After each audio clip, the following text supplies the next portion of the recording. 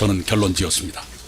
더불어민주당이 그런 괴물 독재국가의 길을 걷게 된 데는 윤석열 전 대통령과 국민의힘이 결정적으로 기여했습니다.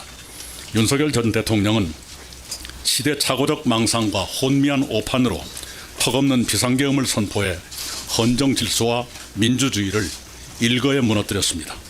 국민의힘은 미친 비상계엄을 막지 못했을 뿐만 아니라 사후에도 비상계엄을 일부 두둔하고 윤석열 전 대통령에 대해서도 애매한 태도를 취했습니다. 윤석열 전 대통령과 국민의힘의 그런 황당한 기류는 더불어민주당에 폭주의 구실을 주었습니다. 더불어민주당은 탄핵 사출을 통해 윤석열 정부를 쓰러뜨리며 내란 종식이라는 이름 아래 괴물 독재의 길로 질주했습니다. 비상계엄은 2시간 33분 만에 국회의 해제 결의로 막을 내렸고 윤석열 전 대통령과 관련 부하들은 자리에서 쫓겨나 내란 혐의 재판을 받고 있습니다.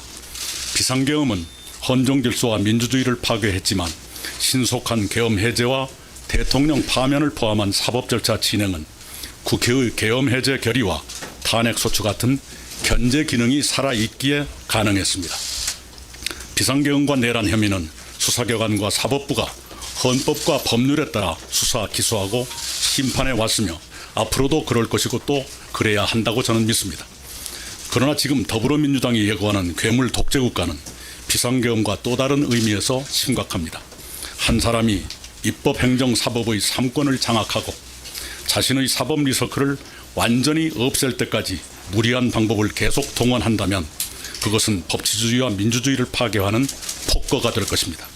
더구나 한 사람의 그런 위험한 시도가 다른 권력으로부터 아무런 견제도 받지 않은 채 자행될 수 있습니다. 국가 권력 전체를 한 사람이 장악하면 모든 견제 기능이 마비되기 때문입니다.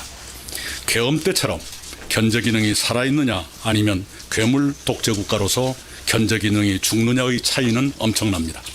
견제 기능이 살아있다면 민주주의는 회복되지만 견제 기능이 죽으면 민주주의도 회복 불능으로 무너집니다. 그렇게 대한민국이 괴물 독재 국가로 추락할 수도 있다는 점에서 이번 대선은 치명적입니다. 괴물 독재 국가 출현을 막는 일이야말로 대한민국이 당면한 최대의 숙제가 됐습니다. 저는 괴물 독재 국가의 출현을 막기 위해 나름대로 노력해 왔습니다.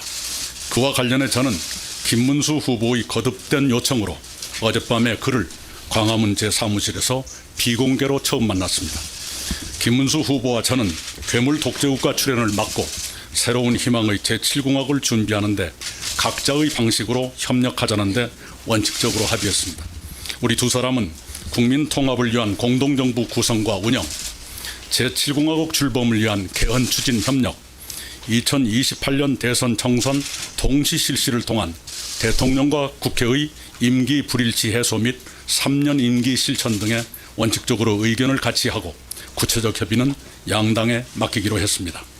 저는 비상계엄과 잇따른 대통령 파면에 대한 성찰로서 대선 이후에 국민의힘을 비롯한 정계의 대대적 개편이 일어날 것이라고 전망했고 그는 수긍했습니다. 저는 윤석열 전 대통령과의 결별을 거론했고 그는 경청했습니다. 그는 저에게 선거 지원을 요청했고 저는 괴물 독재국가 출현을 저지하기 위한 저 나름의 노력을 계속하겠다고 응답했습니다. 김문수 후보와 저는 대학교 동기생으로서 지내온 시대를 함께 회고하고 정리하기도 했습니다. 김 후보는 저와 같은 날 같은 대학교의 다른 단과대학에 입학했으나 졸업은 그가 저보다 20년이나 늦었습니다. 그는 학생 시절부터 고통스럽지만 정의로운 노동운동가의 길을 걸었고 제적과 옥고를 치렀습니다. 그는 부인과 함께 노동운동을 계속했으며 그 후에 국회의원 3번과 도지사 2번을 지냈지만 지금까지도 봉천동의 25평 국민주택 아파트에 산다고 합니다. 그에게는 제가 수용하기 어려운 면도 있습니다. 간간히 돌출한 그의 극단적 인식과 특정 종교인과의 관계가 특히 아쉽습니다. 그럼에도 불구하고 그의 치열하고 청렴한 삶의 궤적과 서민 친화적이고 현장 밀착적인 공직 수행은 평가받을 만하다고 생각합니다. 특히 평택 반도체 단지 조성처럼 멀리 보는 정책의 결정과 추진은 아무나 하는 일이 아닙니다. 무엇보다도 당장 눈앞에 닥친 괴물 독재국가 출현을 막는데 그가 가장 적합한 후보인 것은 분명한 사실입니다. 그래서 저는 저의 한 표를 그에게 주기로 했습니다. 이상으로 오늘 보고를 마칩니다. 감사합니다.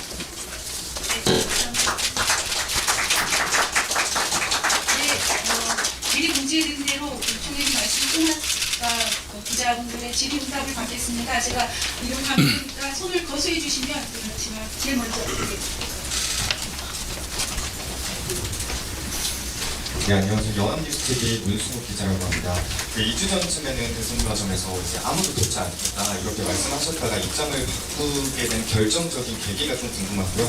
김인석 이제 의원이 민주당 소속 김인석 의원이 조금 전 브리핑에서 두 사람의 정치적 결합이 무슨 정치적 의미가 있냐 마이너스 시점짜리 연합이다 비판했는데 이에 대한 입장 부탁드립니다. 네, 저는 불출마 선언을 하면서 이렇게 말씀을 드렸습니다. 저는 출마하지도 않고 다른 사람의 선거를 돕지도 않겠다. 그러나 대한민국의 위기를 경고하고 개헌 같은 대안을 제시하는 일은 앞으로도 계속하겠다. 이렇게 말씀드렸고 오늘의 제 발표는 바로 그 계속하겠다고 하는 저의 일의 연장선상에 있다고 생각합니다. 두 번째, 늘 남을 그렇게 비방만 하는 사람들의 코멘트에 일일이 대꾸하고 싶은 마음이 없고 그럴 가치도 없습니다. 거듭 말씀드리지만 저는 그들보다 민주당을 더 사랑했으면 사랑했지 그렇지 않은 편이 아닙니다. 그럼에도 불구하고 법치주의와 민주주의를 파괴하는 괴물 독재 국가의 길까지 동행해서는 안 된다는 것이 저의 신념입니다. 사람들은 여러 경우가 있습니다. 윈스턴 처칠 전 영국 총리는 당적을 한번 바꾼 적이 있지만 그는 이렇게 말했습니다. 어떤 사람은 당 때문에 신념을 바꾸지만 나는 신념 때문에 당을 바꿨다라고 그는 말했습니다. 자, 다음 언론인 네.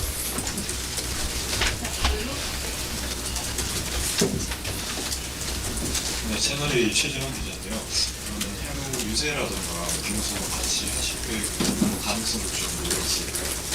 예, 그 각자의 방식으로라고 제가 말씀을 드렸는데요. 저에게 어울리는 방식으로 하고 싶습니다. 네, 구체적으로 말씀 부탁드립니다. 그것은 앞으로 이제 여러 요구가 있을 거고 그에 대한 응답이 있겠지요. 네, 그런데 꼭 그래야만 된다고 생각하지는 않고요. 저에게 어울리는 방식으로 해갈 겁니다. 다음 언론인 네. 마이크가 한번 예. 장소는 협소해 주시고 예. 말씀해 주십시오. 네. 소속을 조금 말씀해 주시고 질문해 주십시오. 한결에 있습니다. 계속 지금까지 비상계약을 두껍게 하는 식으로 진행하는데 지금 국민의힘하고 김문수 후보는 비상계약에 대해서 비상계약을 상하하는데 충분한 목표를 그리고 있다고 생각하시는지 궁금하고 그리고 어제 만남에서 김문수 후보에게 윤석열 대통령과의 전략에 이제 얘기하셨는데 경청했다라고 말씀을 해주셨는데 어떤 반응이셨는지 어떤 의미에 대해서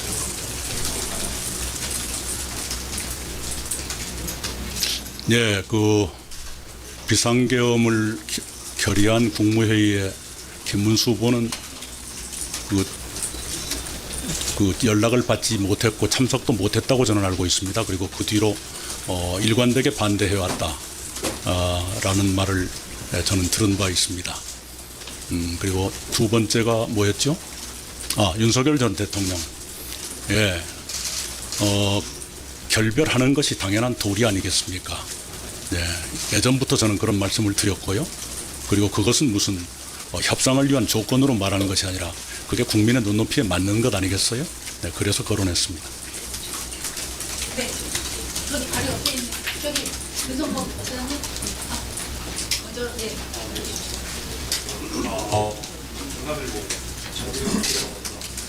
과거에 고모님께서 그 개혁신당과 통합을 시도했다가 실패하셨는데 사실 김문수 후보의 대선 승리의 마지막 카드는 이준석 후보와의 단일을 하다라는 얘기가 많습니다. 근데 과거 이준석 후보와 통합을 실패한 고모님께서 합류하신다면 단일화는 완전히 물 건너간 거 아닌지 궁금합니다. 네, 그것은 제가 알 바가 아니고요. 네, 각자의 판단이 있겠죠. 네. 다음. 네, 부모님 저 MBN 표선우입니다. 이번 연대가 고모님 개인이 아니라 새미래민주당 전체와의 연대인지가 궁금하고요. 그리고 이게 선거 결과와 상관없이 향후에도 계속 유지가 되는 건지 궁금합니다. 선거가 끝나더라도. 우선은 제가 연대라는 말을 한 번도 안 썼을 거예요. 제 아들이 고대를 나왔습니다. 예, 그 문제는 당이 판단할 일이라고 생각합니다. 제가 일일이 당에 대해서 이러쿵저러쿵 지시하고 있지 않습니다.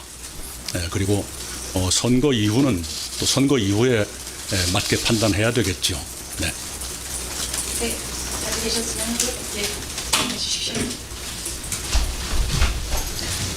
이대일 김현영입니다. 그 개헌 관련 입장 중요하다고 말씀하셨는데 지금 국민의힘 선대위에서 윤상현 의원 등 이제 탄핵에 반대했던 분들을 앞세우고 있는데 그럼에도 불구하고 개헌과 손을 긋고 있다고 보시는지 궁금하고요. 두 번째는 이후에 국민의힘에 합류하실 계획도 있으신지도 궁금합니다. 공동이라는 것은 따로라는 것을 전제로 하지 않나요? 공동이 아니고 합류하면 그건 단일 정부지요. 그렇지 않습니까? 네. 네, 그리고 계엄에 대한 또는 탄핵에 대한 입장 차이는 있었겠지요. 네. 그러나 그것이 대선을 지나가면서 자연스럽게 해결될 수 있다고 저는 보고 있고요. 네. 지금 선거 일주일을 앞두고 그것 청산부터 하겠다고 덤비는 건 효과적이지 않다고 생각합니다. 네, 잘 되셨고. 네, 연합뉴스 김현식 기자입니다. 좀 전에 김문수 후보 지지에 대해서 부모님 개인의 판단을 하신 거고 당은 당에서 판단할 일이라고 하셨는데요. 이게 부모님이 생각하시기에 앞으로 당대당 합당도 가능하다고 보시는지 입장 부탁드립니다. 그건 동지들이 판단할 일이지만요. 그렇게 가지는 않을 거라고 예상을 합니다.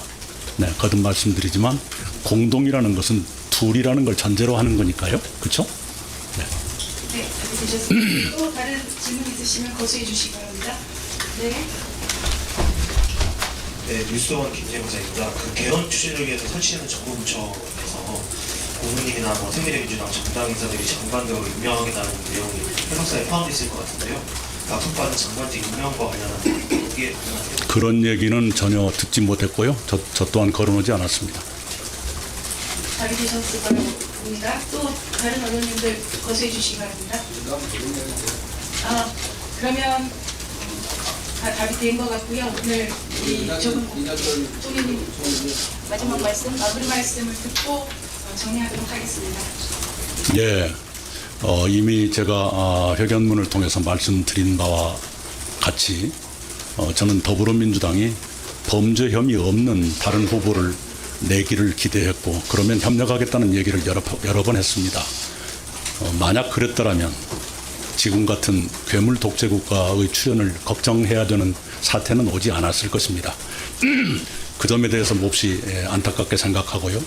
민주당이 저에 대해서 섭섭하게 생각하기 이전에 지나온 일 왜 그렇게밖에 할 수 없었던가 그걸 먼저 되돌아보는 것이 민주당다운 일이라고 생각합니다. 그런데 그런 기류마저 멸종했다는 것이 지금 민주당의 절망적인 현실입니다. 그리고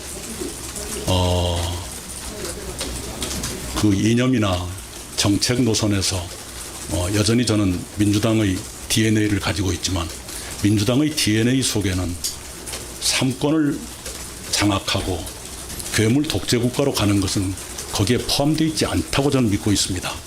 근데 어쩌자고 이렇게까지 되고 있는지 거기에 대해서 민주당이 깊은 성찰을 할 필요가 있을 겁니다.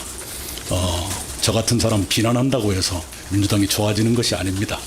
네, 오히려 성찰하고 어떻게 앞으로 개선할 것인가를 고민하는 것이 옳은 일이지 맨 그런 식으로 자기들 가는데 조금만 보조를 같이 하지 않으면 무슨 나쁜 사람인 것처럼 하는 그게 바로 민주당의 비극입니다.